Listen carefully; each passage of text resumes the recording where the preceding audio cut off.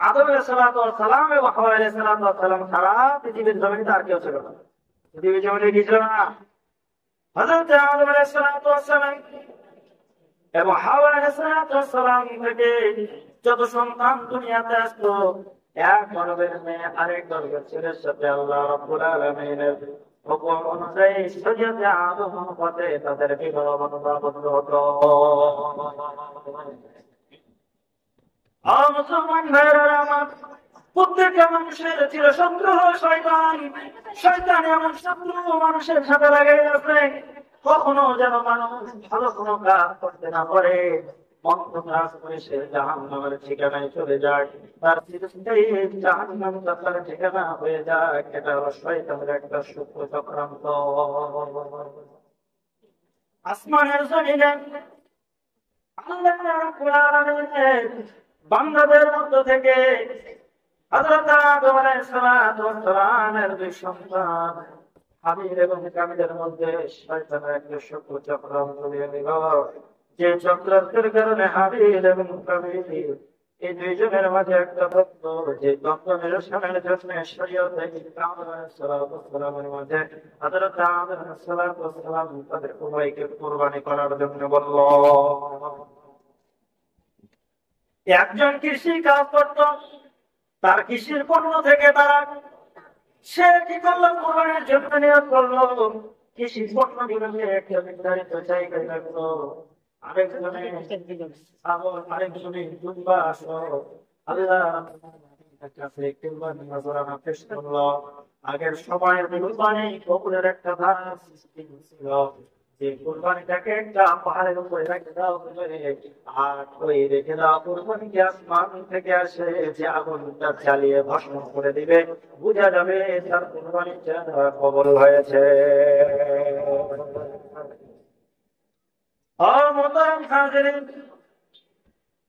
এই কুরবানির ইতিহাস আদম আলাইহিস সালাম থেকে শরীয়ত ইব্রাহিম, হযরত ইব্রাহিম আলাইহিস সালামের আল্লাহ রাব্বুল আলামিন ইব্রাহিম আলাইহিস সালাম যে আল্লাহর খলিল।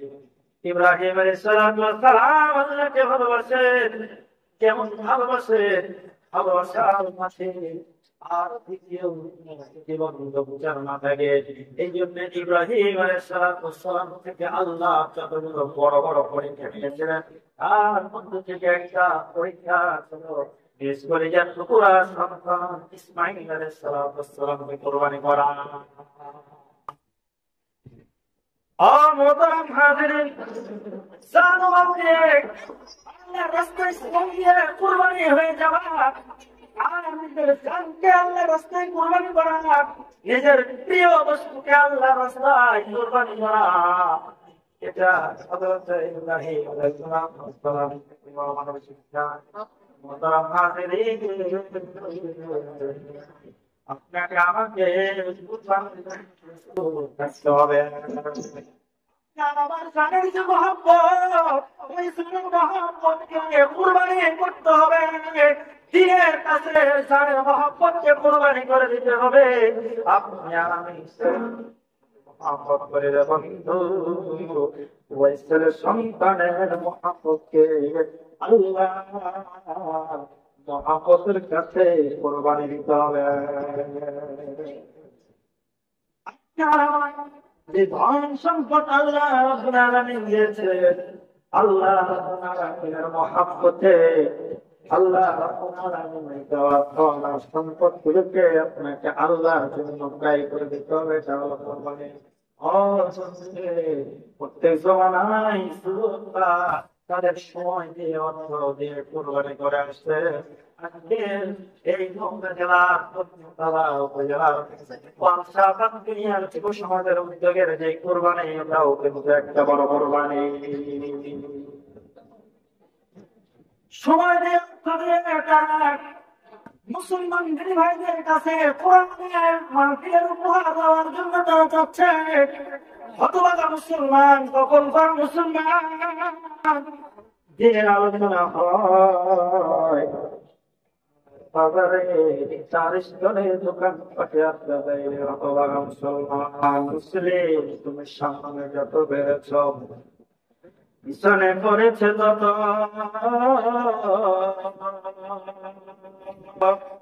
সংখ্যায় শুধু বেড়েছ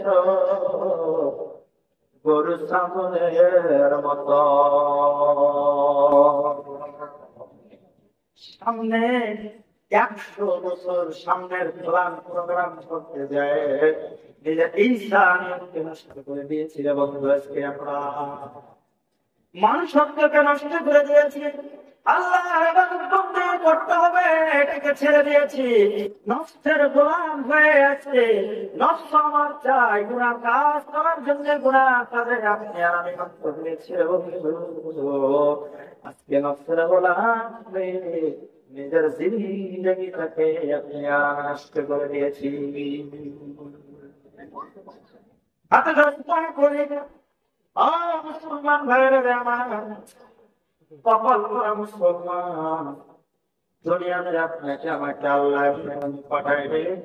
আল্লাহ আমি মানুষকে পাঠানোর উদ্দেশ্য কোরআন জারিয়াতের মধ্যে বলেছেন,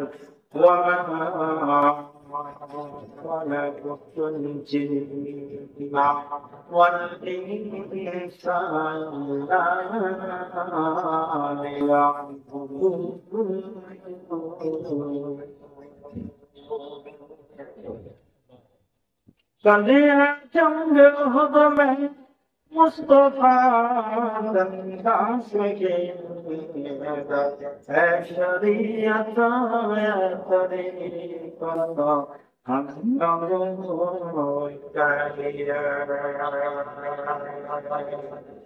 कर दिया जंग खुद में मुस्तफा दंदास के शरीयत तरीका हम लोगों के लिए। দুনিয়াতে আল্লাহ কোরআনের মানুষকে পাঠিয়েছে, মানুষ দুনিয়ার জমিনে এসে পরীক্ষা দিবে। আল্লাহ মানুষকে বানিয়েছেন তরফ পাকে ইবাদতের জন্য, পরিচা ভরে ইবাদত করবে মানুষ, দাসত্ব করবে মানুষ। এই জন্য আল্লাহ মানুষ আর জিনকে সৃষ্টি করেছে। যারা ইবাদত বন্দেগিকে পরিত্যাগ করে গুনাহের কাজে লিপ্ত হয়ে যাবে, এদের পরিণতি সম্পর্কে আল্লাহ রাব্বুল আলামিন বলেছেন, যারা জাহান্নাম অনেকে দিয়ে আল্লাহ রাব্বুল আলামিন জাহান্নামকে ভর্তি করবে। মানুষ সৃষ্টির উদ্দেশ্য শুরু হলো মানুষকে আল্লাহ রাব্বুল আলামিন ইবাদতের জন্য সৃষ্টি।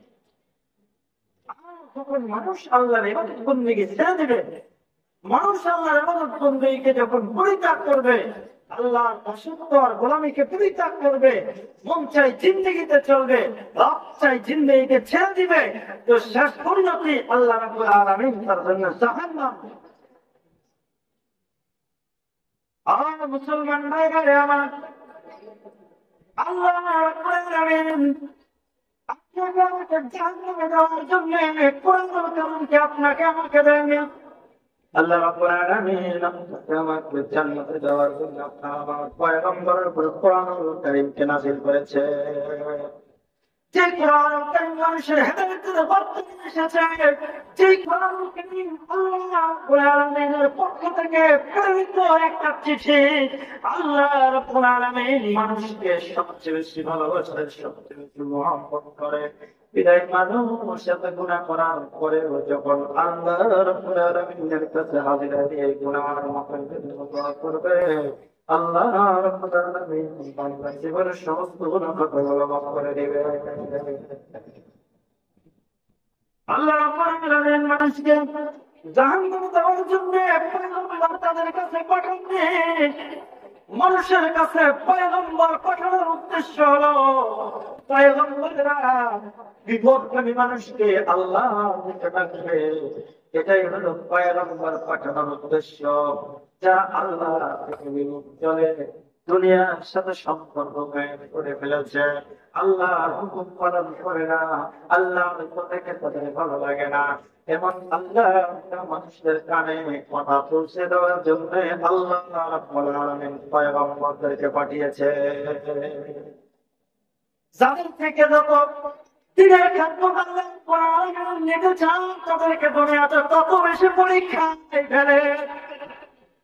যত পয়গম্বরকে আল্লাহ রাব্বুল আলামিন দুনিয়ার জমিনে প্রেরণ করেছেন বন্ধু, সমস্ত পয়গম্বরের কষ্টগুলোকে যদি এক পাল্লায় রাখা হয়, পয়গম্বর মুহাম্মদ রাসূল সাল্লাল্লাহু আলাইহি ওয়াসাল্লামের কষ্টকে যদি আরেক পাল্লায় রাখা হয়, মুহাম্মদ রাসূল সাল্লাল্লাহু আলাইহি ওয়াসাল্লামের কষ্টের পাল্লাটা ভারী হয়ে যাবে। পয়গম্বর মুহাম্মদ রাসূল সাল্লাল্লাহু আলাইহি ওয়াসাল্লামের দাওয়াত সময়ের জামানা ছিল 63 বছর জিন্দেগি, 40টা বছর সে সমাজের মধ্যে থেকে পার করেছেন। 40 বছর বয়সে পরে পয়গম্বরের পরে আল্লাহ রাব্বুল আলামিন নবুয়তের দৌলত দান করেছেন। 63 বছর জিন্দেগি পেয়েছে, নবুয়তের জিন্দেগি 63 বছর জিন্দেগিতে আল্লাহ রাব্বুল আলামিনের দ্বীনের প্রচার ইসলাম গ্রহণকারীদের সংখ্যা এত অনেক বেশি যে মুহাম্মদ রাসূল সাল্লাল্লাহু আলাইহি ওয়াসাল্লামের দাওয়াতের মিশন অনেক বড় ছিল। অন্যান্য পয়গম্বর যাদের হায়াত ছিল অনেক লম্বা হায়াতে ইসলাম গ্রহণকারী, ঈমান গ্রহণকারী সংখ্যা ছিল কম। হযরত নূহ আলাইহিস সালাম 950 বছর জিন্দেগি পেয়েছিলেন। 50 কম 1000 বছর, 50 কম 1000 বছরের জিন্দেগিতে মাত্র 40 জন মানুষ মুসলমান হয়েছিল। মুহাম্মদ রাসূল সাল্লাল্লাহু আলাইহি ওয়াসাল্লামের জিন্দেগি মাত্র 63 বছরের জিন্দেগি। 63 বছরের জিন্দেগি, এই বছরে দাওয়াত ইসলাম দাওয়াত এত চাঙ্গা, এত মেহনত করেছিলেন, যে মেহনতের কারণে আল্লাহ রাব্বুল আলামিন সারা বিশ্বের মধ্যে পয়গম্বরের দিনকে চমকায় দিয়েছিলেন। আপনার আমার পয়গম্বর আঞ্চলিক নবী ছিলেন না, বরং বিশ্ব নবী ছিলেন। অন্যান্য নবীরা তো ছিলেন আঞ্চলিক নবী, আপনার আমার নবী মুহাম্মদ রাসূল সাল্লাল্লাহু আলাইহি ওয়াসাল্লাম হলেন বিশ্ব নবী। সারা জাহানের শুধু রাহমাতাল লিল আলামিন মসজিদে শুধু আমার অন্যান্য পয়গম্বরের সময় ইবাদতের একটা নির্ধারিত জায়গা থাকতো না বন্ধু। পয়গম্বর মুহাম্মদ রাসূল সাল্লাল্লাহু আলাইহি ওয়াসাল্লাম যেদিন থেকে দুনিয়ার জমিনে আবির্ভাব, দুনিয়ার জমিনে আগমন করেছেন, সারা জাহানের সমস্ত জমিনকে আল্লাহ মসজিদ হিসাবে কবুল করে নিয়েছে। যার কারণে যেখানে সময় হয়ে যাবে তো আল্লাহর হুকুম পালনের জন্য বান্দা সচেষ্ট হয়ে যাবে। আর মুসলমান ভাইরা আমার, কোরআন হাদিসের আলোচনার মজমা, ফেরেশতাদের বেষ্টনীর মজমা, এমন মজমা দুনিয়াতে এত দামি মজমা, এত দামি এই মজমাগুলো আসমান আমাদের কাছে এমন চমকায় যেমন দুনিয়াবাসীর কাছে আসমানের তারকাগুলো ঝকঝক করে চমকায়। আপনি আর আমি কত সৌভাগ্যবান, সর্বশ্রেষ্ঠ পয়গম্বরের সর্বশ্রেষ্ঠ কিতাব মহাগ্রন্থ কোরআন কারীম আপনার আমার কিতাব। কিয়ামতের ময়দানে হিসাব নিকাশের পরে আপনি আর আমি সর্বশ্রেষ্ঠ জান্নাতে যাবে সর্বপ্রথম। এই উম্মত সমস্ত উম্মতের সাক্ষী হবে।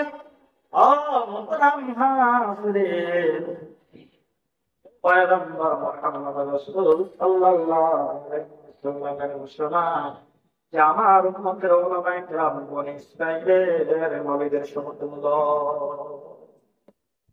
বনী ইসরাঈলের একজন বিশাল একাধিক নবী আল্লাহ রাব্বুল আলামিন প্রেরণ করেছেন। আর বনী ইসরাঈলের অপোজিটে অর্থাৎ বনী ইসরাঈল এটা তো ইয়াকুব আলাইহিস সালাতু ওয়াস সালামের একটা আরেকটা নাম ছিল। ইয়াকুব আলাইহিস সালাতু ওয়াস সালামের সম্মানিত হাজির, ইয়াকুব আলাইহিস সালাতু ওয়াস সালামের 12টা সন্তান ছিল। এই 12 সন্তান এর মধ্যে থেকে ইসু আলাইহিস সালাতু ওয়াস সালাম একজন সন্তান ছিল। 12 সন্তানের জন্য 12টা নহর আল্লাহ রাব্বুল আলামিন করেছেন। 12টা নহর। ইব্রাহিম আলাইহিস সালাতু ওয়াস সালামের 2 জন পুত্র ছিল। বড় জনের নাম ছিল হযরত ইসমাঈল আলাইহিস সালাতু ওয়াস সালাম, যাকে জবিহুল্লাহ বলা হয়। আরেকজন পুত্র ছিল ইব্রাহিম আলাইহিস সালাতু ওয়াস সালামের, যার নাম ছিল হযরত ইসহাক আলাইহিস সালাতু ওয়াস সালাম। হযরত ইসহাক আলাইহিস সালাতু ওয়াস সালামের পুত্রদের মধ্যে থেকে একজন পুত্র ছিল হযরত ইয়াকুব আলাইহিস সালাতু ওয়াস সালাম। হযরত ইয়াকুব আলাইহিস সালাতু ওয়াস সালামের অপর একটা নাম ছিল বনী ইসরাঈল।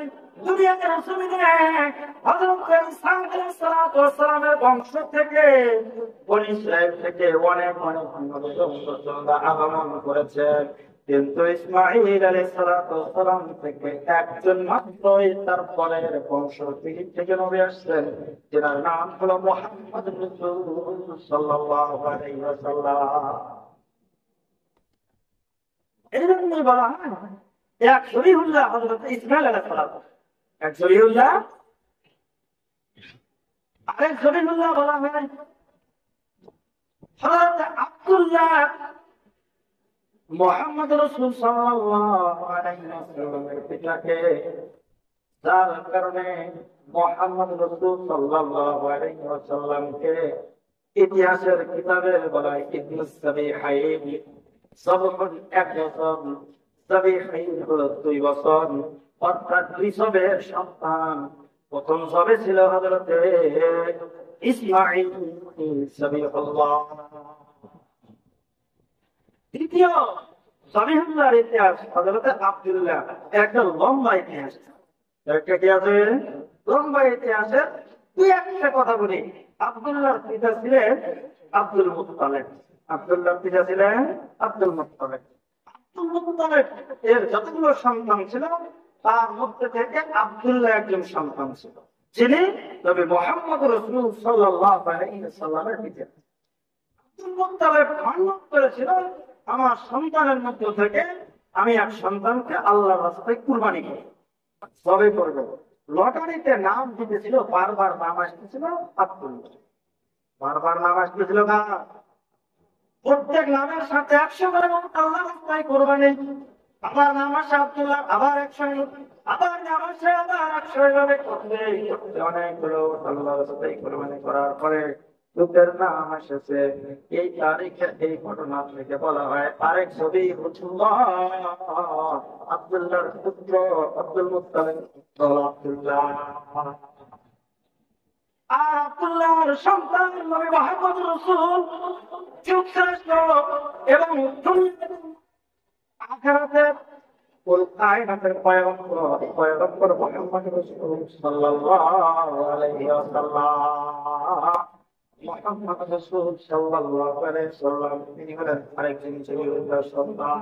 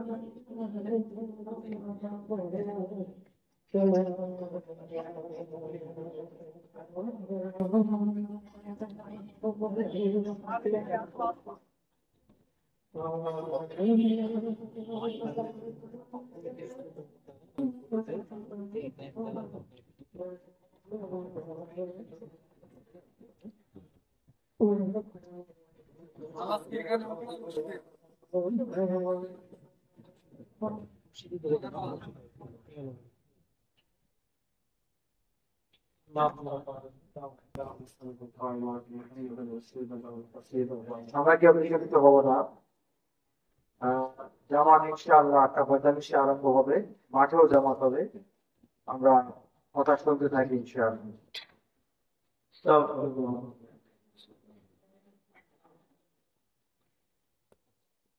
কথা চলতেছিল ইবনু সাবিহি মুহাম্মদ রাসূল সাল্লাল্লাহু আলাইহি ওয়াসাল্লাম 200 পেয়েছেন। আল্লাহর পয়গম্বরের জন্য সাহাবা একরাম নিজের জান দিয়ে দিনকে প্রতিষ্ঠা করার জন্য কুরবানি। আল্লাহর পয়গম্বরের সাহাবীরা আল্লাহর পয়গম্বরকে কত মহব্বত করতেন, আল্লাহর পয়গম্বরকে পয়গম্বর হিসাবে মহব্বত করতেন, ব্যক্তি হিসেবে তো মহব্বত করতেন। আল্লাহর পয়গম্বর সর্বশ্রেষ্ঠ পয়গম্বর মুহাম্মদ রাসূল সাল্লাল্লাহু আলাইহি ওয়াসাল্লাম যখন কোন একটা অর্ডার দিয়েছেন দিনের জন্য সাথে সাথে লাভবাহিক বলে হাজিরা দিয়েছে। মুসলমান ভাইরা আমার, পয়গম্বরের সাহাবা হওয়ার জন্য তো আল্লাহ রাব্বুল আলামিন তাদেরকে কবুল করেছিলেন। তাদের ভিতরে আল্লাহ রাব্বুল আলামিন সাহাবিয়তের যোগ্যতা দিয়েছিলেন। আপনি আর আমি হতভাগা, আল্লাহর পয়গম্বরকে দেখতে পাইনি। আল্লাহর পয়গম্বরের কবর জিয়ারতের আল্লাহ রাব্বুল আলামিন এখন অনেককে তৌফিক দেয়নি। দোয়া করে আল্লাহ রাব্বুল আলামিনকে দেখিয়ে দিন, কিন্তু আল্লাহ রাব্বুল আলামিন যেন পয়গম্বরকে স্বপ্ন যুগে হলে একবারে দেখা। ও আল্লাহ, পয়গম্বরের কবর জিয়ারত ছাড়া আমাদেরকে দিও না মাবুদ, তোমার কবরে দিও না আল্লাহ। পয়গম্বরের সাহাবী ওই সমস্ত ব্যক্তিদেরকে বলে যারা পয়গম্বরকে সচক্ষে দেখেছে, কালেমা গ্রহণ করেছে, অর্থাৎ ঈমান আনয়ন করেছে, ঈমানের উপরে মৃত্যুবরণ করেছে, তাদেরকে বলে সাহাবী। আল্লাহ রাব্বুল আলামিন পয়গম্বরকে তো আবু লাহাব দেখেছে, উতবা সাইবা তারাও দেখেছে, কত বড় বড় কাফের মুশরিক তারাও দেখেছে। দেখলেই হবে না, দেখলেই হবে না, বরং আল্লাহর পয়গম্বরকে সচক্ষে দেখতে হবে এবং ঈমান আনয়ন করতে হবে। ঈমান আনয়ন করে ওই ঈমানের উপরে মৃত্যুবরণ করলেই হবে সাহাবী। এই সময়ের মানুষরা তো এই কথা বলে। এখনকার সময়ের হুজুরদের কথা আমাদের শুনতে ভালো লাগে না। যদি পয়গম্বর আমাদের কাছে আসতো, নসিহত করতো, ওয়াজ করতো, তাহলে হয়তো আমরা শুনতাম। আরে হতভাগা কপাল পরা মুসলমান, তুমি যদি পয়গম্বরকে সাথে সাথে অস্বীকার করতা, তুমি তো কাফের মুশরিক হয়ে যেতা। আজকে উলামায়ে কেরাম পয়গম্বরদের দায়িত্ব পালন করে যায়। পয়গম্বরদের ওয়ারিস হলো উলামায়ে কেরাম। আল্লাহর পয়গম্বর সাহাবায়ে কেরামকে বলেছেন, আমার হাবিব তারা কোথায়? আইনা আল্লাহ, আমার হাবিব তারা কোথায়? তখন তারা আমার সাহাবায়ে কেরাম বললেন, ইয়া রাসূলুল্লাহ, আমরাই তো আপনার হাবিব। না না, তোমরা আমার হাবিব না। বন্ধুরে, হাবিব শব্দ এবং সাহাবী শব্দের ভিতরে শুধু একটা পার্থক্য আছে। আল্লাহর পয়গম্বর হলেন হাবিবুল্লাহ। ইব্রাহিমকে আল্লাহ রাব্বুল আলামিন যে উপাধি সেটা হলো খলিলুল্লাহ। আল্লাহ রাব্বুল আলামিনকে সবচেয়ে বেশি ভালোবাসতেন ইব্রাহিম আলাইহিস সালাম, এই জন্য খলিলুল্লাহ, অন্তরঙ্গ।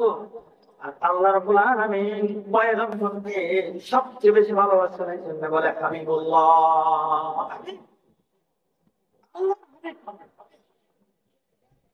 আল্লাহর খলিল, আল্লাহর খলিল বলতে ইব্রাহিম খলিলুল্লাহ আল্লাহকে সবচেয়ে বেশি ভালোবাসতেন। সকলেই তো ভালোবাসতেন, প্রত্যেকটা নবীর একটা উপাধি ছিল ইব্রাহিম আলাইহিস সালামের উপাধি ছিল খলিলুল্লাহ। স্বয়ং পয়গম্বর মুহাম্মদ রাসূল সাল্লাল্লাহু আলাইহি ওয়াসাল্লামকে আল্লাহ রাব্বুল আলামিন করতেন, ভালোবাসতেন। এই জন্য মুহাম্মদ রাসূল সাল্লাল্লাহু আলাইহি ওয়াসাল্লামের উপরে হলো হাবিবুল্লাহ। হাবিবুল্লাহ, আল্লাহর পয়গম্বর বলতেছেন আমার হাবিব, তার মানে আল্লাহর পয়গম্বর মহব্বত করেন। সাহাবীরা তো আল্লাহর পয়গম্বর মহব্বত করে, আল্লাহ মহব্বত করে, কিন্তু আল্লাহর পয়গম্বর বলছে যে আমি মহব্বত করি আমার হাবিব। আমার হাবিব।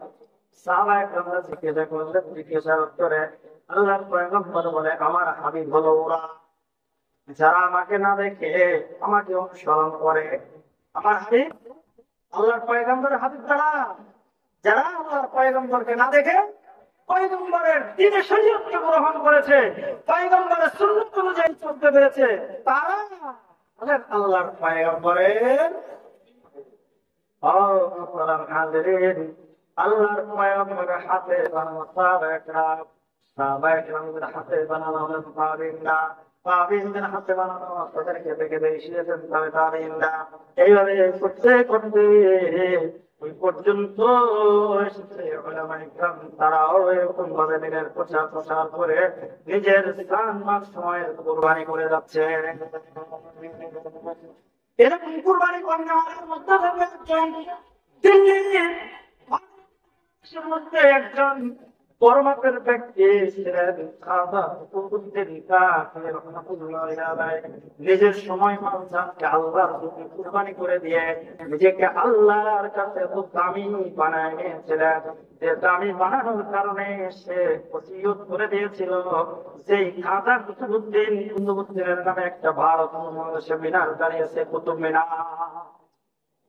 খাজা কুতুবউদ্দিন কাদের রাহমাতুল্লাহ আলাইহি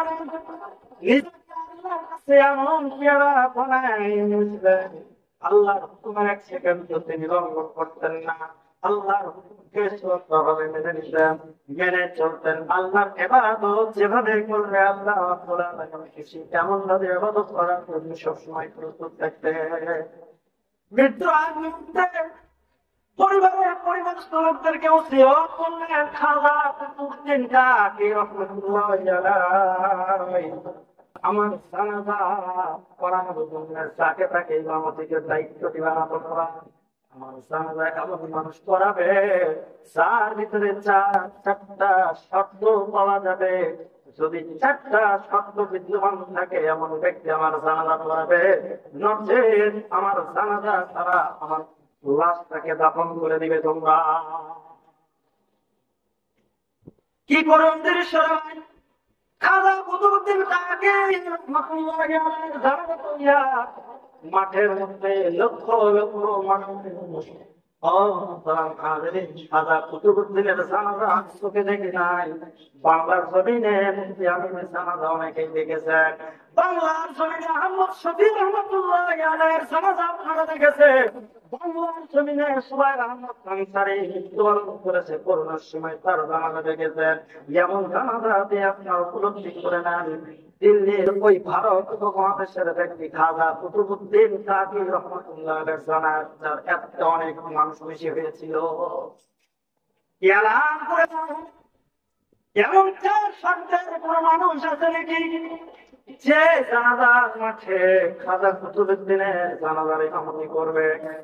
এক নম্বর শর্ত হলো খাজা কুতুবুদ্দিন কাকির জানাজা পড়ানোর জন্য এক নম্বর শর্ত দেখতে হবে জীবনে কোনদিন এক ওয়াক্ত তাহাজ্জুদের নামাজ তার কাজা না যেতে হবে। তাহাজ্জুদের নামাজ যে মানুষের কাজা হবে না, ওই মানুষের পাঁচ ওয়াক্ত নামাজ কাজা হতেই পারে না। মানুষ তাহাজ্জুদের নামাজের সাথে ইহতিমাম করে বন্ধু, তার মানে ওই মানুষের কাছে ফরজের গুরুত্বের ইহতিমাম অনেক অনেক বেশি। খাজা কুতুবুদ্দিন কাকি রহমাতুল্লাহ আলাইহি সত্য করে দিয়েছেন, আমার জানাজার ইমাম কি করবে নিয়ামত মানব, যে মানুষের জিন্দেগিতে কোনদিন তাহাজ্জুদের নামাজ কাজা নাই। জানাজা পড়ানোর জন্য দ্বিতীয় নম্বর শর্ত হলো যার জিন্দেগিতে আদায় এমন নামাজ আদায়কারী আল্লাহ রাব্বুল আলামিনের কাছে আমার জানাজার নামাজটা পড়াবে। সুবহানাল্লাহ।